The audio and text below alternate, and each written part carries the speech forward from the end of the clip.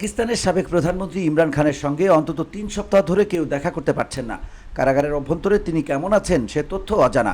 এমন পরিস্থিতিতে হঠাৎ তাকে হত্যার গুজব ছড়িয়ে পড়ে। ভারতীয় ও আফগান সোশ্যাল মিডিয়া সাইটগুলো তাতে ঘি ঢালে। বুধবার ভারতীয় সংবাদ মাধ্যম এনডিটিভির প্রতিবেদনে বলা হয়, ইমরান খানের মৃত্যুর গুজবের মধ্যে আদিয়ালা কারাগারের সামনে বিক্ষোভ শুরু হয়।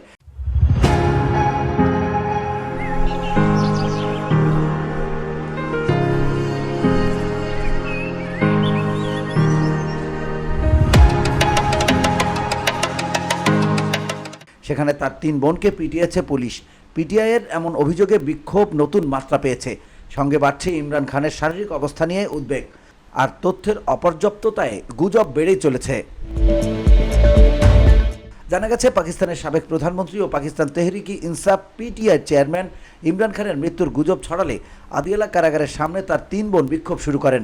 তাদের সঙ্গে সমর্থকরাও যোগ দেন, কিন্তু পুলিশ সহযোগিতার বদলে তাদের নির্মমভাবে পেটানোর অভিযোগ উঠেছে। ইমরান খানের বোন নরিন খান, আলিমা খান ও উজমা খান দাবি করেছেন, ভাইয়ের সঙ্গে দেখা করতে চাওয়ায় পুলিশ তাদের এবং পিটিআই সমর্থকদের ওপর হামলা চালায়। ইমরান খান 2023 সাল থেকে রাওয়ালপিন্ডির আদিয়ালা জেলে বন্দী। তার বোনদের অভিযোগ, গত 3 সপ্তাহে তারা ভাইয়ের সঙ্গে সাক্ষাতের অনুমতি পাননি। এজন্য তারা এই সপ্তাহে কারাগারের সামনে শান্তিপূর্ণ অবস্থান নিলে পুলিশ আকস্মিকভাবে লাঠিপেটা শুরু করে।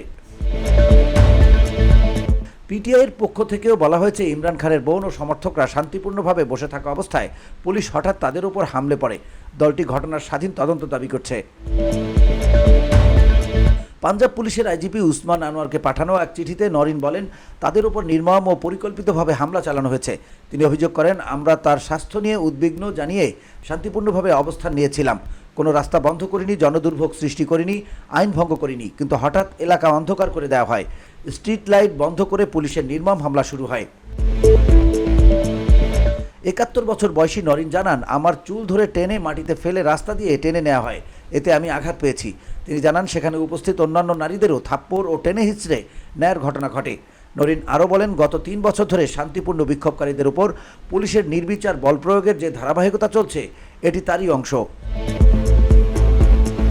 বোনদের দাবি, পিটিআই চিফের সঙ্গে সাক্ষাতের ন্যায়সঙ্গত অনুরোধকে অপরাধ হিসেবে দেখিয়ে নির্যাতন চালিয়েছে পুলিশ। তারা সংশ্লিষ্ট পুলিশ সদস্যদের বিরুদ্ধে অবিলম্বে ব্যবস্থা নেওয়ার দাবি জানান। পিটিআইয়ের পক্ষ থেকে দাবি করা হয়েছে, ইমরান খানকে সম্পূর্ণ বিচ্ছিন্ন অবস্থায় রাখা হয়েছে। তাকে অন্যদের সঙ্গে দেখা করতে দেওয়া হচ্ছে না। এমনকি বই, প্রয়োজনীয় জিনিসপত্র এবং আইনজীবীদের সঙ্গেও দেখা করার অনুমতি সীমিত করা হয়েছে। আইনজীবী খালিদ ইউসুফ চৌধুরী বলেন, এখানে আইনের কোনো নিয়ম নেই। জঙ্গলের আইন চলছে, যেখানে শুধু শাসকেরই অধিকার থাকে। VOD Bangla news desk.